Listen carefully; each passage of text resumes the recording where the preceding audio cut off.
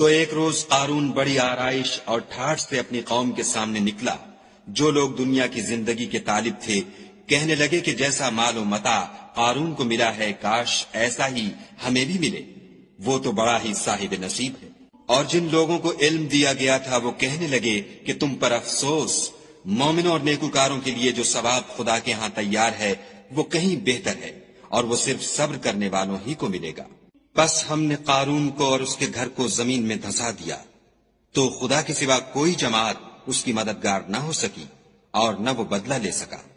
और वो लोग जो कल उसके रुतबे की तमन्ना करते थे, सुबह को कहने लगे, हाय शामत, खुदा ही तो अपने बंदों में से जिसके लिए चाहता है रिस्क फराख कर देता है और जिसके लिए चाहता है तंग कर देता है। अगर खुदा हम पर एहसान न करता तो हमें भी धंसा देता।